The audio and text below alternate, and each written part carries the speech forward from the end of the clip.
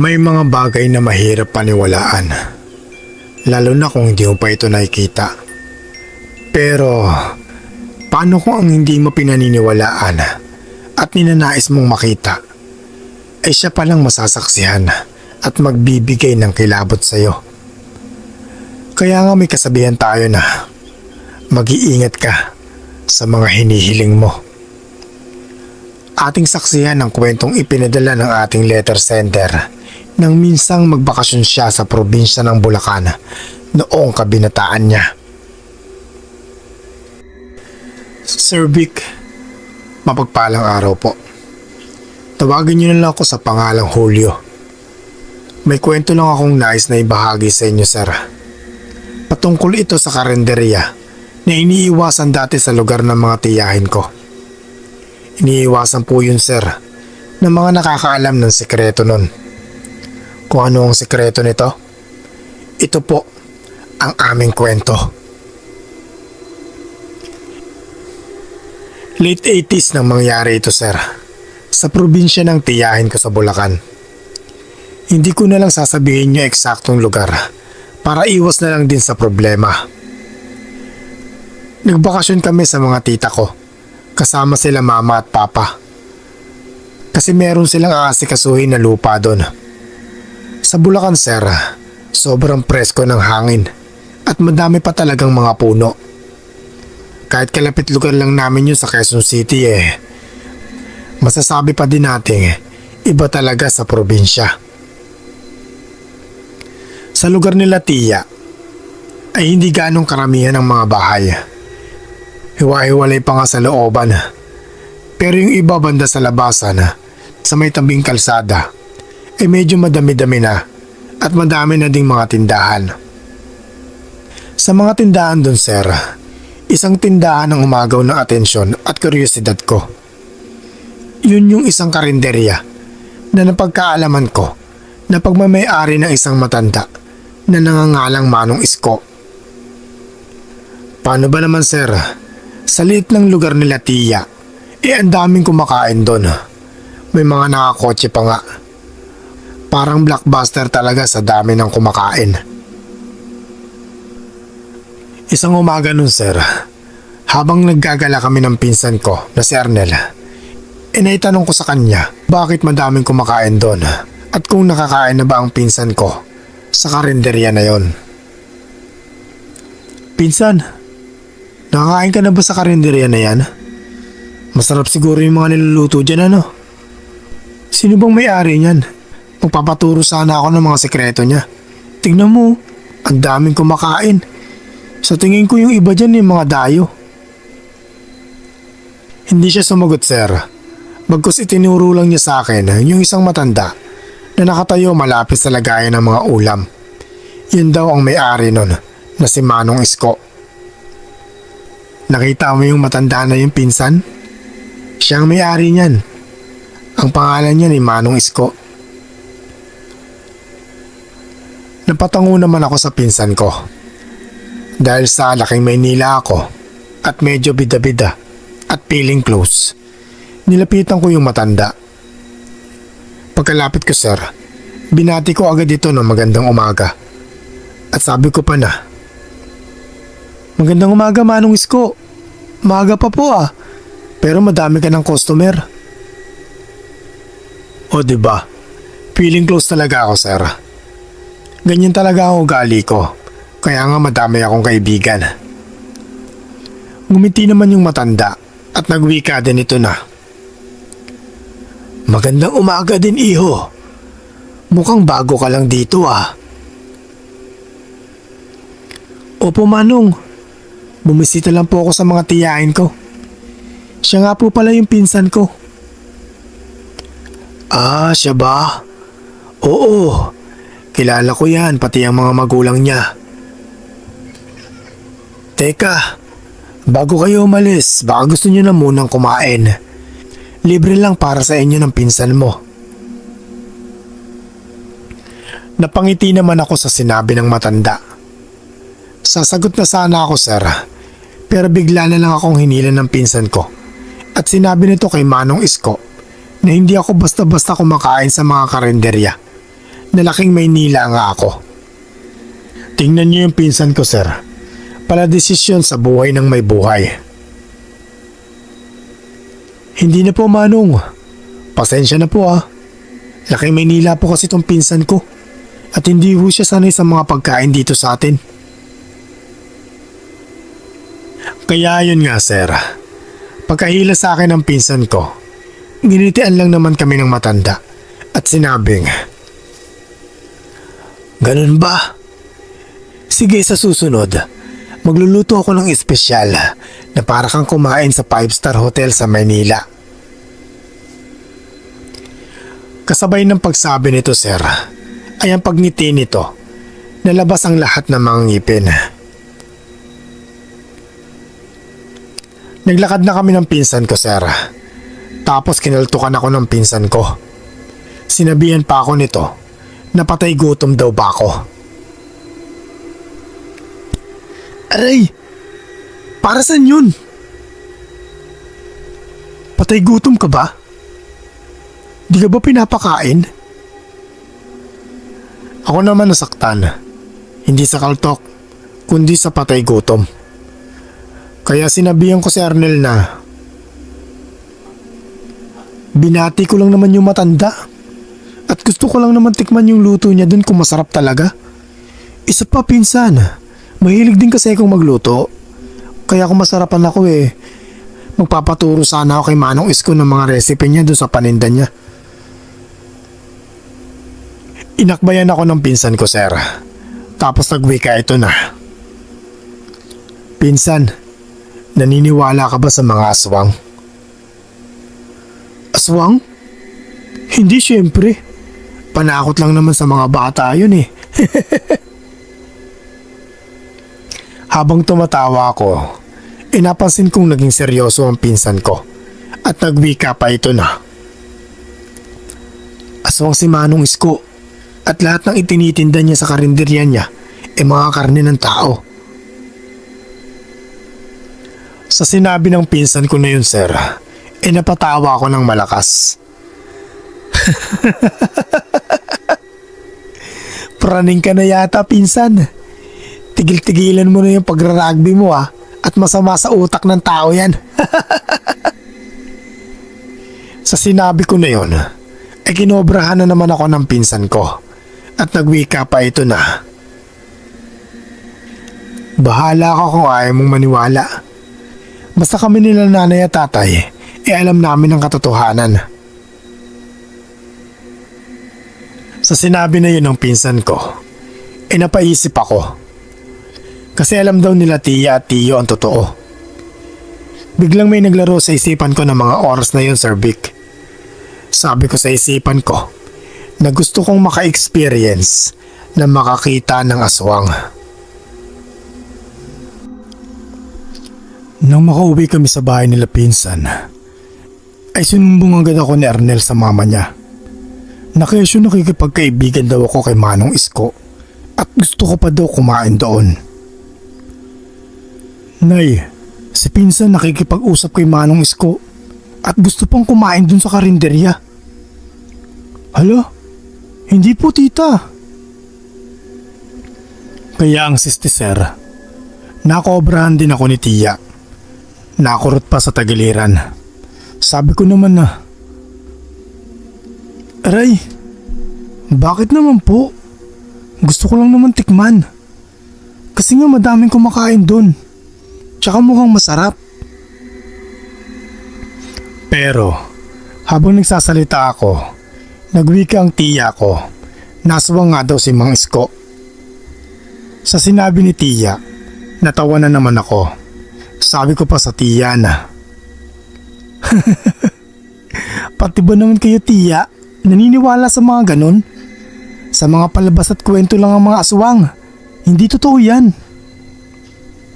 Pero, nagsalita pa ang tiya na sila daw mismo ni Tiyo at Arnela ang mismong nakakita sa kung anong sekreto ang meron sa karinderya ni Manong Isko at kay Manong Isko mismo.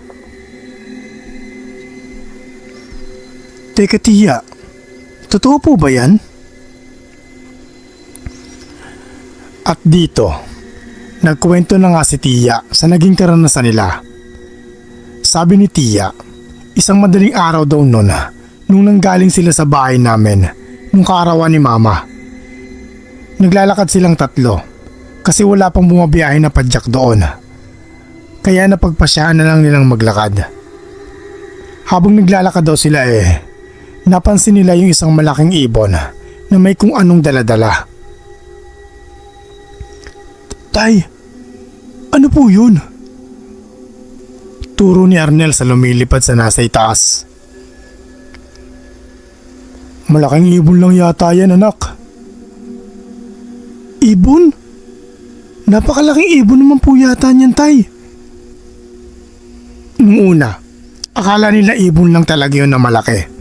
Kasi nga madilim at wala pang buwan na nagbibigay ng liwanag. Napahinto silang tatlo nang mapagtunto nila na patungo yun sa bahay ni Manong Isko. Sa likuran lang mismo ng karinderya nito. Sandali, mukhang patungo yun sa karinderya ni Manong Isko Oo nga, Tay. Ano po kayang gagawin nun dun? Aalamin natin yan. Dahil do sa pagtataka at pagnanais na makita kung ano ang nilalang na yon, sinundan daw nila yon. Naupo sila sa mayabong na talahiban para di sila makita ng tao na nandoon. Nung lumapag na yung inaakala nilang malaking ibon, nagkatinginan sila kasi hindi daw ibon yon, kundi isang tao. O sabihin na nating anyong tao pero halimaw. At ang daladala daw nito ay isang katawan ng tao. Sa sukat daw nito, ang tansya nila, bata yung daladala nun. Tay, ano po yan? Huwag kang maingay, anak. Totoo nga ang usap-usapan na may aswang dito sa baryo natin. At sila Manong Isko pala ang mga yun. Natatakot na po ako, Tay. Nanatili pa daw sila ng saglit doon kasi di daw talaga sila makapaniwala sa mga nakita nila. Isa pa, yung nilalang na nakita nila walang iba kundi si Manong Isko mismo. Dahil kitang-kita nila nang magpalit ito ng anyo. Tinanong ko pa sila kung bakit hindi sila nagsumbong sa pulis. Tia, hindi po ba kayo nagsumbong sa mga pulis? Hindi na. Kasi hindi naman nila kami paniniwalaan. Kaya ang ginawa na lang namin iniwasan na lang namin si Manong Isko. At pinagsabi na lang namin yung nalaman namin sa mga kakilala namin. Mabuti naniwala naman sila sa amin. Sa mga narinig ko na kwento ni Tia Serbic hindi ako nakaramdam ng takot. Bagkus nakaramdam ako ng pagkasabik na maaari akong makakita ng totoong aswang. Kaya sir, nung uuwi na sana kami sa QC hindi na muna ako sumama kila Mama. Nagdahilan na lang ako na gusto ko pang mamasyal sa lugar nila Tia. Buti at pumayag sila Mama nun, Serbic. Kasi bakasyon lang din naman. At wala naman akong gagawin dun sa bahay namin. Kinaumagahan nun, sir, inaya ako ng pinsan ko na magtungo sa plaza para tumambay at maglaro din ng basketball kasama ang mga kaibigan niya. Pumayag naman ako, sir, kasi madadaanan din namin nun yung karinderya ni Manong Isko. Pinsan, tara, sama ka sa amin. Laro tayo basketball sa plaza. Sino-sino ang kasama natin? Mga kaibigan ko lang. Papakilala na din kita sa kanila. Sige. Sama ako dyan. At ayun na nga, Sir Vic. Nang mapadaan kami sa karinderya ni Manong Isko, ganun pa din. Madaming tao na kumakain. Pero ang nakapagtataka, sir, Yung mga titig ng mga kumakain doon sa amin ng pinsan ko, kakaiba. Yung tingin nila na akala mo aagawan mo sila ng pagkain. Ganun po. Tapos, biglang tingin sa amin ni Manong Isko, sir, at ngumiti ito ng may kahulugan. Kaya, dali-dali akong hinila ng pinsan ko patungo sa plaza. Naging masaya naman ang araw namin nun, sir, at madami akong naging bagong kaibigan doon sa lugar. Nang matapos na kaming maglaro, nag-aya naman ng isang kaibigan ni Arnel na pumunta kami sa may peryaan, dun lang sa may kabilang baryo. Di naman daw kalayuan yun at meron namang shortcut kaya madali kaming makakarating doon. Arnel, tara, punta tayo sa may peryaan, dun sa may kabilang baryo. Sama mo na din yung pinsan mo para maigala natin. Wow, perya! Tara! Gusto ko makapunta dun. Pinsan, tara, sama tayo. Natuwa naman ako. Pero yung pinsan ko na advance mag-isip, nagdadalawang isip pa. Wala akong pera, pinsan. Tapos baka gabihin tayo sa daan, pinsan eh. Pasado 5:00 na oh. Mayayari talaga tayo kay nanay pag ginabi tayo ng uwi. Akong bahala sa panggastos mo, pinsan. At huwag kang mag-alala. Bago mag-7 ay uuwi na tayo. Para di tayo mapagalitan ni Tia. Sagot kita, pinsan. Kaya, napapayag ko naman si Arnel. Pero napasarap ang paglalaro namin nila, pinsan. Pagtingin ko sa relo ko pasado 8:00 na ng gabi. Kaya, nakobrahan na naman ako ng pinsan ko. At inaya na ako nitong umuwi. Kasi malilinti ka na talaga kami kay Tia. Kaya dali-dali kami nagpaalam sa mga kasama namin at patakbo na din kaming umuwi sa bahay. Magmadali na tayo, pinsan, at mayayari talaga tayo kay nanay nito. Sabi ko naman kasi sa iyo na huwag na tayong sumama sa perya eh. Sandali lang, nahuhubad yun sa lawal ko. Hindi ako makatakbo ng maayos. Nang makapasok na kami sa baryo namin, ay naglakad na lang kami ng pinsan ko. Kasi madaming aso sa lugar nila at baka makagat pa kami. Naglalakad na kami nun, sir, nang mapansin ko na malapit na kami sa karinderya ni Manong Isko. Kaya nagmasid-masid na ako sa paligid, nagbabaka sakali na makakita ako ng kakaiba. At hindi nga ako nabigo, Sir Vic. Kasi may narinig kami ni Arnel na may hinang pag-ungol. Hindi ungol ng nasasarapan, sir, kundi ungol ng nahihirapan o nasasaktan. Nagkatinginan kami ng pinsan ko, sir, at sinabihan niya ako na kung ano ang iniisip ko ay wag ko na daw gawin. At umuwi na lang daw kami sa bahay at malilintikan na kami sa mama niya. Oh, yung tingin mo na rin, pinsan, alam ko na yan ha. Kung ano yung nasa isip mo wag mo na lang subukan. Wag mo na lang ituloy.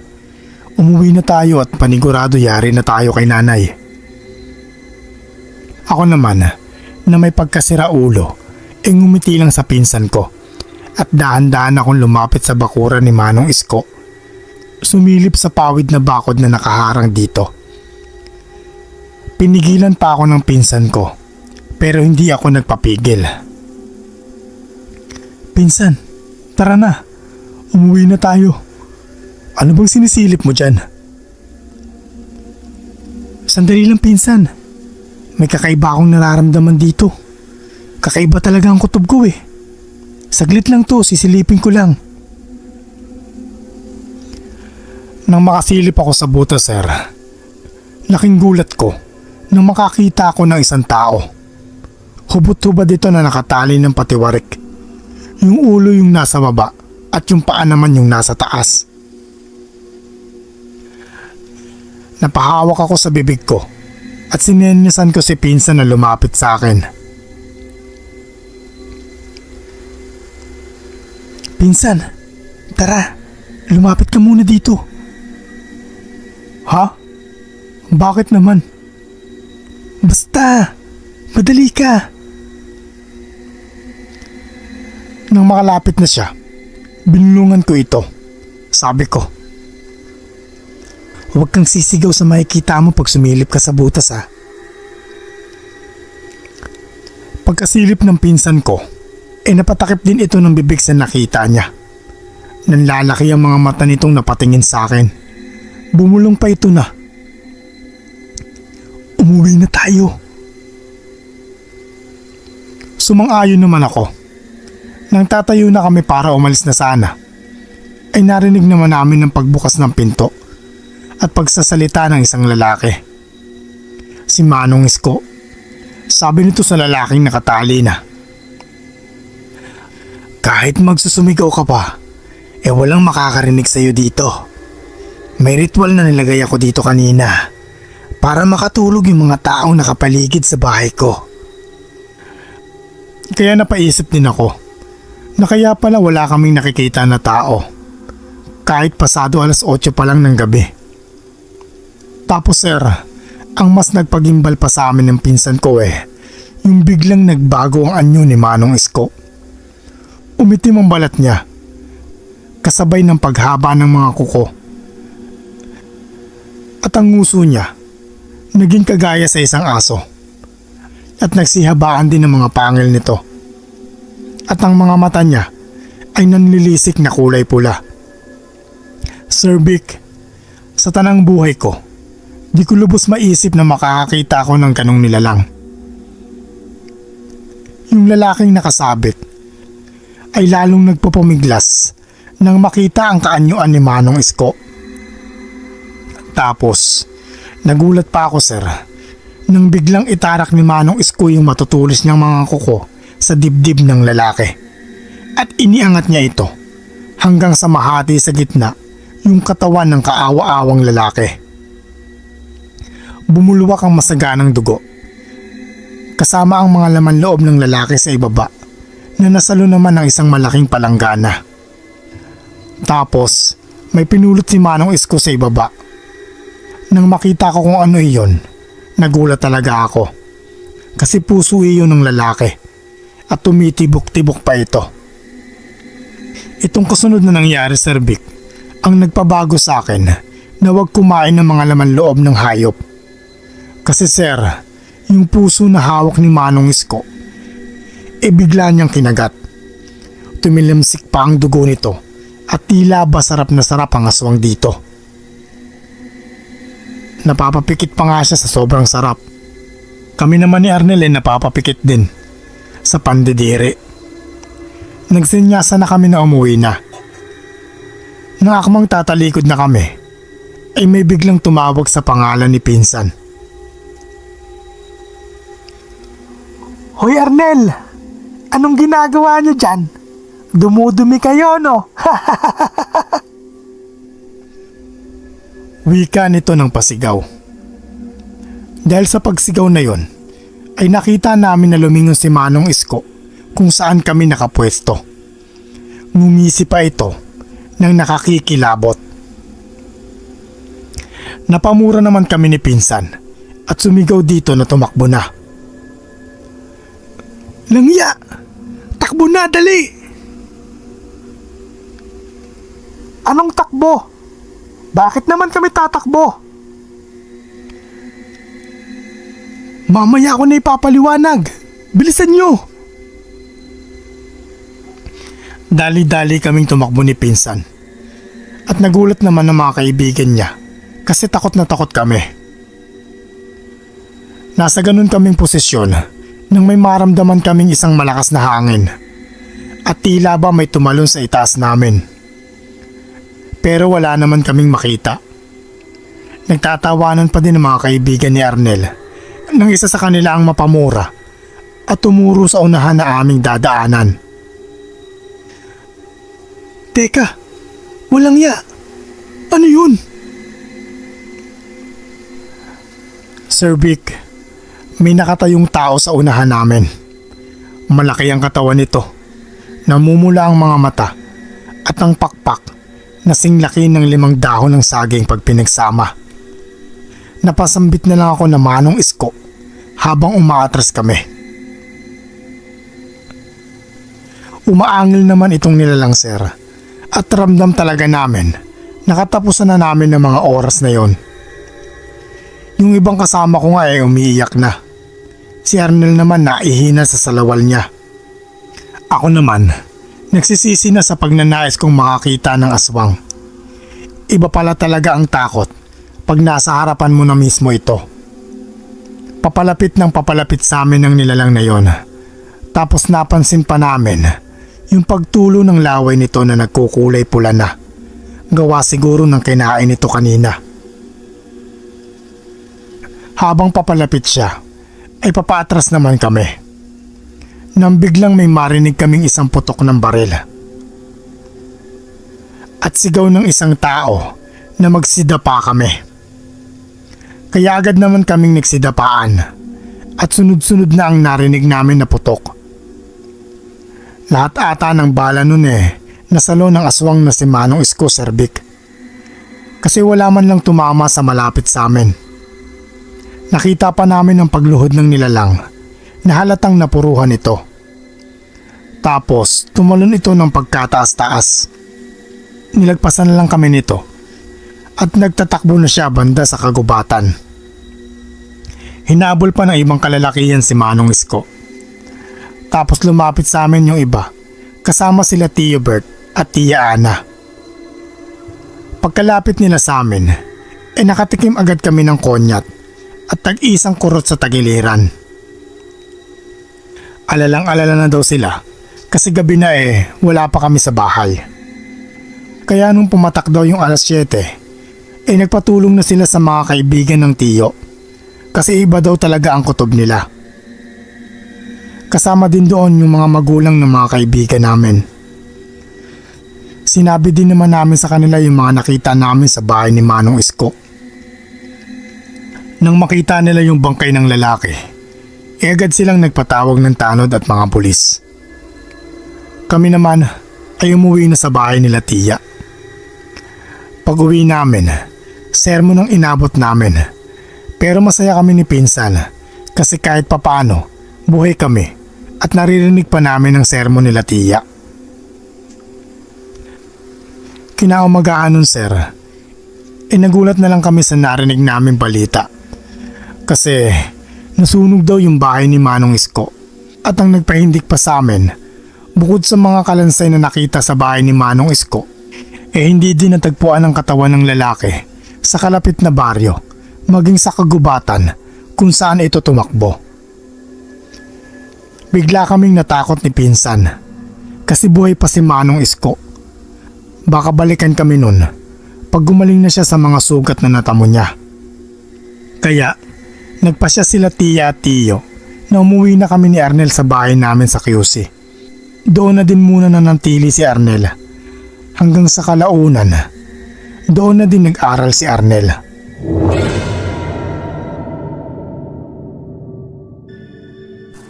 Hanggang sa mangyari ang kinatatakutan namin sir. Kasi nasundan kami ni Manong Isko sa lugar namin sa QC. Hapon nun, habang nag-aantay ako sa labas ng paaralan namin, inaantay ko si Arnel na umuwi. Nang may mapansin akong isang pamilyar na muka. Nagtataka pa ako nun kasi di ko maalala kung saan ko ba siya nakita. Pero nung ngumiti ito sa akin, ay dito ko naalala ang aswang na si Manong Isko. Kinilabutan ako ng mga oras na yun, Sir Vic. Di ako makagalaw sa kinatatayuan ko. Panay din ang lunok ko ng laway ko kasi pakiramdam ko ay matutuyuan na ang lalamunan ko.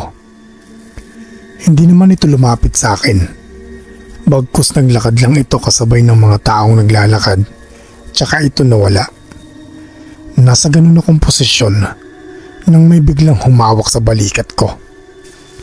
Kaya napasigaw talaga ako. Wag! Wag po! Hoy pinsan, anong wag? At bakit takot na takot ka? Pinsan, ikaw pala yan. Hindi ka maniniwala sa nakita ko. Ha? Ano naman yung pinsan? Si Manong Isko. Pinsan, nandito siya. Nasundan niya tayo. Hindi nga. Sigurado ka ba na siya talaga yun? Baka kahawig lang. Sigurado ko, pinsan. Ngumiti pa siya sa akin bago siya naglakad papalayo.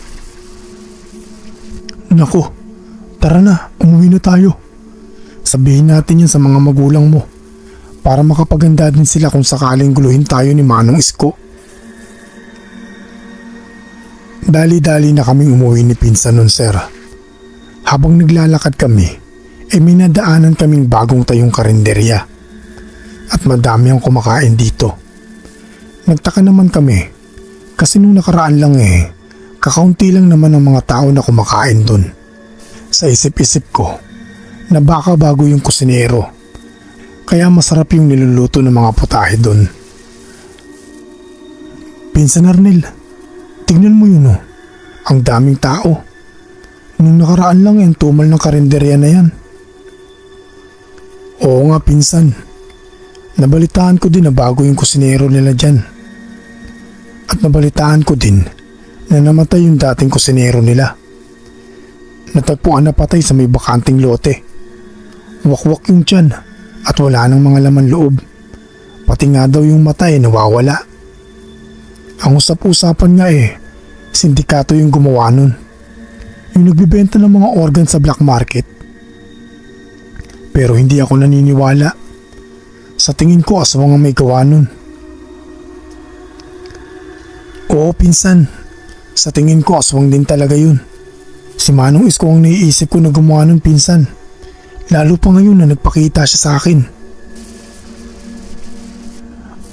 Pagka-uwi namin ay agad naming sinabi yung nakita ko kanina kila mama at papa. Dali-dali naman nilang tinawagan si Tiyo upang humingi ng payo sa mga dapat gamitin na pangontra laban sa aswang. Nagbigay naman si Tiyo gaya ng buntot pagi, asin, bawang, kalamansi. Maghasa din daw kami ng itak kung sakaling magparamdam sila sa amin. Masakit daw sa pandinig ng aswang ang tunog ng pagkiskis ng itak sa panghasa. At magsunog din daw kami ng goma tuwing hapon para daw maitaboy ang aswang na magbabala kaming gambalain. Nangangamba talaga kami nun, sir, kasi nung panahon na yun ay 7 buwan nang nagdadalang tao si mama sa bunso kong kapatid. Kaya nakasisiguro kami na pupuntaan talaga kami ng aswang dahil sa samyo na nilalabas ng pagdadalang tao ni mama. Lumipas ang buong magdamag na wala namang nanggambala sa amin. Ganon din ang mga nagdaang araw at linggo. Naging payapa ang mga gabi namin. Siguro dahil sa pagsusunog namin ng goma tuwing hapon, kaya lumalayo ang mga nilalang sa dilim. Kaya nawala na sa isip ko ang aswang na si Manong Isko. Isang tanghali nun, walang pasok. Galing kami ni pinsan sa paglalaro ng basketball. Pagdating namin sa bahay, walang tao. Wala si mama at papa. Pagpunta ko sa kusina para tumingin ng makakain, ay wala akong nakita. Bagkus may nakita akong pera sa lamesa at sulat ni mama. Sabi nito sa sulat na kumain na lang daw kami ni pinsan sa labas. Kasi gagabihin sila ni papa sa pag-uwi. Magpapacheck up si mama at dadaan daw sa bahay ng mga lola. Agad kong kinuha yung pera at agad na lumapit kay Arnel upang ayain ito na kumain sa labas. Pinsan, tara, kain tayo sa labas. Walang niluto si mama kasi maaga silang umalis ni papa. Saan naman tayo kakain pinsan? Hindi ko pa alam kung saan masarap. Subukan kaya natin dun sa bagong tayong karinderya. Madaming kumakain dun. Panigurado masarap ang mga hinahain dun. Sige tara, dun tayo. Malapit lang naman yun dito. Naglakad na nga kami ni pinsan. Mga ilang minuto ay nakarating na kami dun sa nasabing karinderya. Ganun nga sir ang naabutan namin. Madami pa din kumakain sa karinderya na yun at agad kami pumasok sa loob. Grabe, pagpasok pa lang namin ay sobrang bango na. Kaya natakam talaga kami ni pinsan. Agad akong umorder ng kakainin ko at ganun din naman si pinsan. Ang inorder ko ay isang nilaga at isang menudo. Paborito ko kasi yun. Si pinsan naman ay nilaga tapos dinuguan.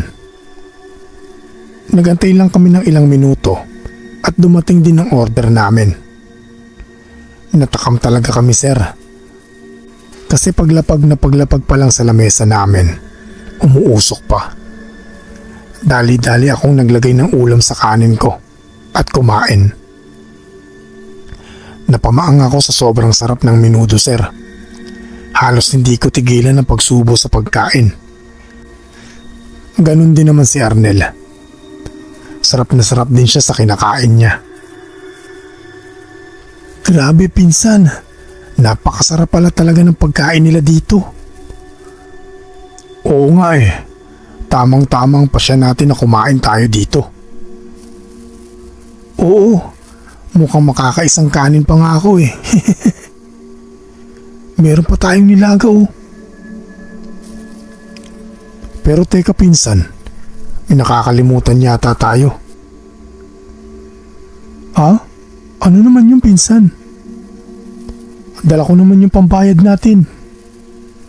Yung bili nila nanay pagkakain tayo sa labas. Yung papatakan muna ng kalamansi yung pagkain para malaman natin kung karne ba ito ng tao o hindi. Ah, oo. Naalala ko na. Dali-dali namang kumuha si Arnel ng kalamansi sa lagayan dun sa karinderya. Nagtaka naman kami kasi kung may aswang sa karinderya na yun, edi sana walang kalamansi, di ba? Pero ginawa pa din namin yung binili ni Tia.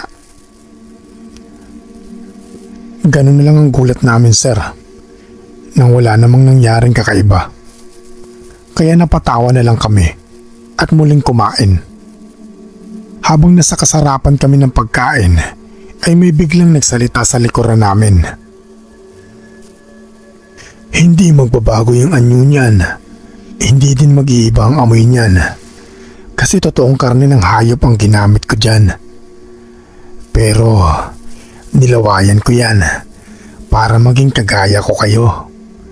Kayong mga bata na sumira sa negosyo ko. Napatulala naman kami ni pinsan dahil nabosesa namin si Manong Isko at nasa likod namin siya. Akmang lilingon sana kami dito nang magwika ulit ito. Huwag na kayong lumingon at baka dito ko kayo bawian ng buhay.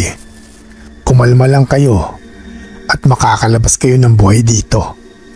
Isa pa, karamihan ng mga narito ay mga kauri ko. Yung iba mga nahawaan namin. Sa sobrang takot namin ni pinsan ay nagmamadali kaming tumayo.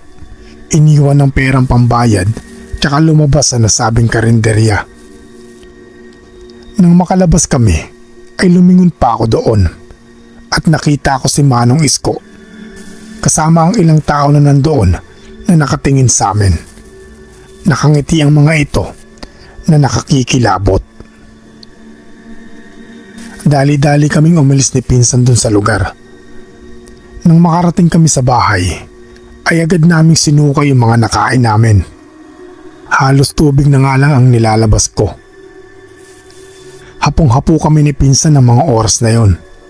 Akala namin ayos na kasi nailabas naman namin yung mga kinain namin. Pero nung ding gabi na yon ay ginambala kami ng mga nilalang sa dilim. 9:00 nun, wala pa sila mama at papa. Siguro napainom na naman si papa kila lolo. Kaya kami lang ni pinsan ang nandoon. Hindi din kami nakapagsunog ng goma. Kasi latang-lata pa din kami. Di pa nga kami naghahaponan. Habang nasa kwarto kami noon nakahiga, ay may bigla akong narinig. Mga kakaibang huni ng di ko mawaring mga hayop. Nagtataka din ako kasi wala namang nag-aalaga ng hayop dun sa lugar namin. Merong mga aso, pusa, pero baboy, pato, at yung huni na hindi ko alam kung saang hayop yun nagmumula.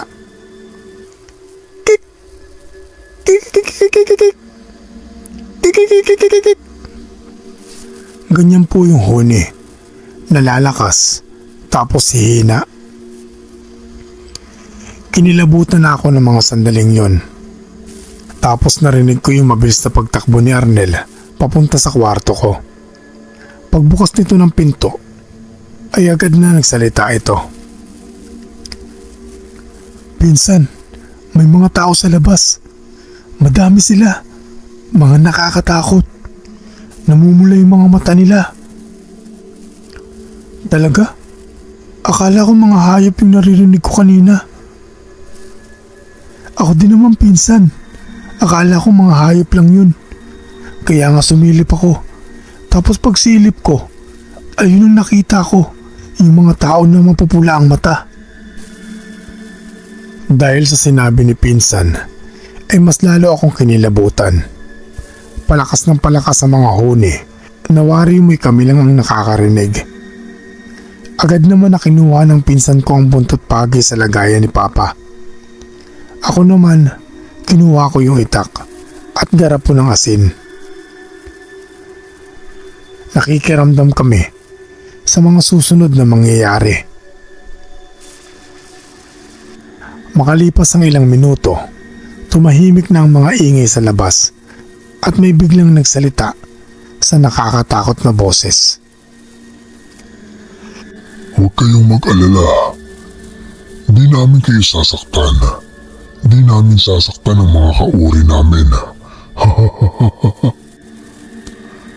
Magbilang lang kayo ng ilang araw, ay mararamdaman niyo na ang pagbabago sa katawan niyo. Susunduin namin kayo dito. O alam niyo naman kung saan kami pupuntahan." "Sige, hanggang sa muli mga bata." Pagkasabi nun ng nilalang, ay agad naman silang nagsialisan. Nakarinig pa nga kami ng mga pagaspas na wari mo'y malalaking ibon. Nakahinga naman kami ni pinsan nang mawala ang mga ito. Di na kami lumabas ng kwarto ko hanggang sa makatulog na lang kami at umaga na ng magising. Pagkagising ko ay nasa bahay na sila mama. Umaga na din kasi silang nakauwi. Si Papa kasi ay nalasing daw, kaya di na sila pinauwi ni Lola. Si pinsan ko naman ay mahimbing pa din na natutulog. Hanggang sa maya-maya ay nakarinig kami na tila ba nagsusuka na nanggagaling sa kwarto ko, kaya agad naman akong nagtungo doon. At pagdating ko, sir, kitang-kita ko na nagsusuka ang pinsan ko nang tila ba malagkit na laway na hindi napapatid. Mga ilang sandali pa ay nakaramdam na ako ng tila ba kakaiba sa sarili ko. Yung pakiramdam na sobrang init ng katawan at may kung anong bagay na gumagalaw sa loob ng sikmura ko. Doon, nagsimula na din akong magsuka. Dalawa na kami ng pinsan ko na sabay na nagsusuka. Agad naman kaming pinuntahan nila mama at papa sa kwarto. Tarantang-taranta si mama ng mga oras na yun. At iyon ang huling alaala ko nung umaga na yun. Kinagabihan, nagising na lang ako sa mga boses na tumatawag sa akin. Mga kakaibang boses na tila ba ako lang ang nakakarinig. "Huwag mo lang labanan. Sumama ka na sa amin. Kayo ng pinsan mo. Magpakasaya tayo sa pagkain ng mga tao." Ganyan ang boses na naririnig namin. Nang bumangon ako at naupo sa higaan, nagulat ako kasi gising na din pala si Arnel. Nagwika ito na. Pinsan, naririnig ko sila. Sinasama nila ako. Paulit-ulit ko silang naririnig. At may kakaiba akong nararamdaman sa katawan ko. Natatakam akong kumain. Pero di ko malaman kung ano ang gusto kong kainin. Ganon din ang naririnig ko, pinsan. Ano kayang nangyayari sa atin? Tanong ko sa pinsan ko. Habang nasa ganun kaming pag-uusap, ay bigla na lang nabumukas ang pinto at inuluwa nito sila mama at papa kasama sila tiyo at tiya. Tinawagan pala ni papa sila tiyo at agad naman na nagtungo sa bahay namin. Meron pa silang isang kasama pa na napag-alaman namin na isa itong albularyo na taga Bulacan din. Itago nilang po natin siya sa pangalang Tata Temyong. At siya ang gagamot sa amin ni Arnel. Pagpasok pa lang ng albularyo ay agad na itong nagwika. Aba, mukhang malakas ang nangyayanggaw sa inyo mga ato. Mabilis na lumalaki ang binhi na itinanim sa inyong dalawa. Mukhang mahihirapan ako dito. Ano pong dapat natin gawin, Manong? Akong bahala. Madami na akong nakaharap ng mga ganitong nilalang at mabuti, maaga pa nating maalis ang binhi sa kanilang dalawa. Ihanda nyo na lang ang mga kakailanganin natin para sa gagawin kong ritual. Agad na naglabas ang matanda ng mga gamit sa dala nitong bayong. May mga halamang gamot na bago lang sa aking paningin. Mga langis, itlog, at iba pa. Agad naman itong inutusan sila papa na magpakulo ng mainit na tubig at kumuha ng planggana. Agad namang tumalima sila papa sa utos ng matanda. Tinanong pa kami ng matanda kung saan at papaano kami nahawaan ng aswang. Sinugot naman namin ito at sinabi namin ang lahat sa kanya. Pati na din yung pagbisita ng mga nilalang sa amin. Napatango-tango lang ang matanda sa sinabi namin. At nang makabalik na sila papa, dala ang kailangan, ay sinimula na nito ang pag-oorasyon. Una nitong ginamot si pinsan. Habang ginagawa nito ang ritual, ay kitang-kita ko ang panghihina ni pinsan na animoy nawalan ito ng lakas. Kasabay ng panlilisik ng mga mata nito. Kaya agad na hinawakan ito nila papa at tiyo. Nagpupumigla si Arnel na animoy sinasapian nito. Habang nasa ganun silang eksena, ay nakarinig na kami ng kakaibang huni ng mga hayop sa labas. Bigla ding sumakit ang tiyan ni mama at napansin din namin ang pagkulo ng langis sa bote na inilabas ng matanda. May mga naglalakad na din sa bubungan ng bahay namin. Napamura naman ang albularyo at nagwika ito ng, "Ang aga naman ng mga bisita niyo ah. Mukhang nakatunog na sila na hindi nila maisasama ang mga bata." Agad namang inilalaya ni tiya si mama at pinaupo. Si papa naman ay kinuha ang buntot pagi, samantalang si tiyo naman ay tanga ng itak. Ako naman ay kinakabahan na ng mga oras na yon. Nakakaramdam na din ako ng kakaiba sa katawan ko. Natatakam ako. May gusto akong kainin pero di ko alam. Biglang nagwika ang matanda. "Labanan mo, iho. Huwag kang magpapadaig sa kung ano ang nasa loob mo. At huwag mong pakikinggan kung ano man ang maririnig mo sa isipan mo. Magdasal ka ng taimtim. Walang masihigit pa sa kapangyarihan ng amang lumikha." Sinunod ko ang matanda sa mga sinabi nito. Habang si Arnel naman ay nakagapos na ang mga kamay at paa dahil kakaiba na ang kinikilos nito. Nagpatuloy pa din ang matandang albularyo sa kanyang ginagawa hanggang sa may ipainom ito sa amin nakakaibang langis. Langis ito na may kung anong ugat-ugat sa loob. Nang mainom namin yon, mas lalong nag-ingay ang mga nilalang sa labas ng bahay. At may narinig kaming boses na tila ba nanggagaling sa kailaliman ng lupa. Pakailamerong matanda. Dahil sa ginawa mo, uubusin namin kayong lahat ng nandyan sa loob. Wala kaming ititira sa inyo. Wika nito na tila ba galit na galit. Kasabay nun ang pagsusuka namin ni Arnel na halos maubusan na naman kami ng lakas. Kitang-kita ko ang kulay itim na isinuka namin. Tila ba maliit na pitos ito na sobrang dami ng buhok. Gumagalaw-galaw pa ang buhok nun na animoy may sarili itong buhay. Nang mailabas ko na yon, ay bigla na lang akong nawalan ng malay.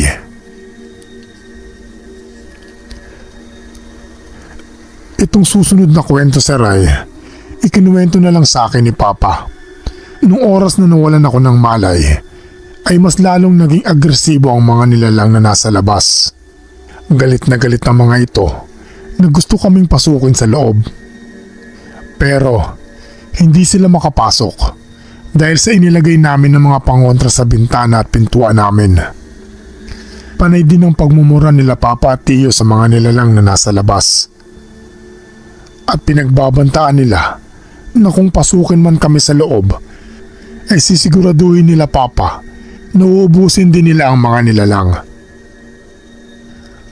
Hanggang sa inutusan ng albularyo sila Papa na magsunog ng goma at budburan ito ng asin para daw maitaboy ang mga aswang na nasa labas.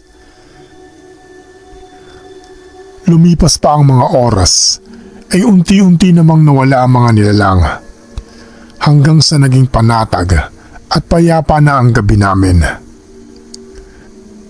Pero hindi pa din nagpakakampante sila Papa at Tiyo, maging si Tata Temyong. Magdamag silang nagbantay sa amin. Siyempre, kapiling ang alak para pampagising nila. Nakailang bote daw sila noon, sabi ni Papa, para lang mapanatili na gising ang diwa nila. Hanggang sa lumipas ang magdamag na wala nang ibang nangyari at wala nang pagpaparamdam ang mga nilalang na hayok sa laman.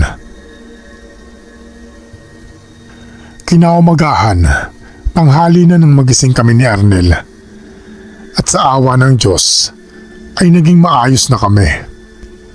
Dinasalan lang kami ng albularyo at binigyan kami ng pangontra para hindi na kami malapitan ng mga nilalang sa dilim.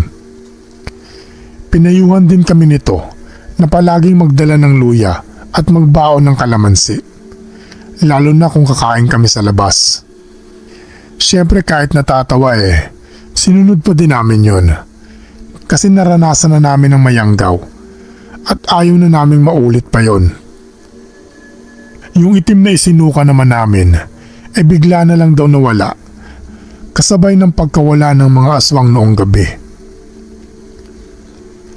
Nagpasalamat kami kay Tata Temyong. Sobrang laki ng nagawa niya para sa amin.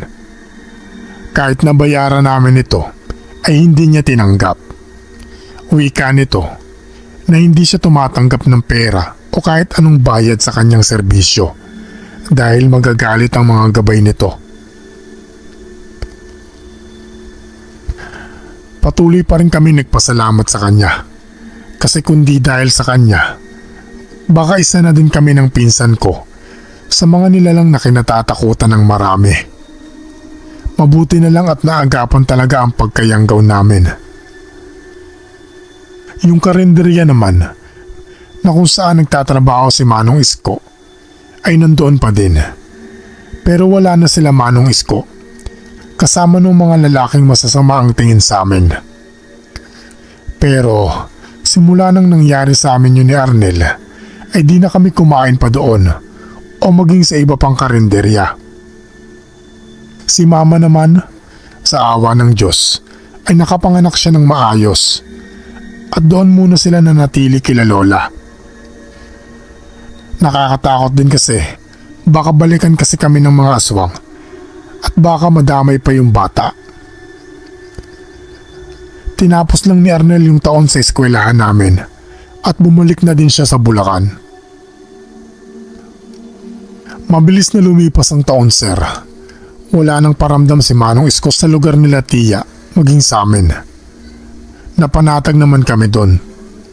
Kasi kahit na matagal nang nangyari yun kinakabahan pa din kami ni Pinsan. Nitong nagdaang Nobyembre lang, sir, dumalaw ako sa bahay nila Arnel sa Bulacan. Grabe, ang laki ng pinagbago ng lugar nila. Asensado na, sumabay na din sa panahon. Nadaanan ko din yung dating pinagtitirikan ng bahay ni Manong Isko. At malaking bahay na ang nakatirik doon. Siguro naman, hindi mga kamag-anak ni Manong Isko ang nakatira doon. At sana, walang multong nagpaparamdam sa bahay na yon. Hanggang dito na lang, sir, ang aking kwento. Kwentong hindi namin malilimutan at ipapasa namin sa mga kaapu-apuhan at ipapaunawa namin sa kanila na hindi lang tayong mga taong nabubuhay dito sa mundo. May iba pang nilalang, kagaya na lang ni Manong Isko, na isa pa lang, aswang.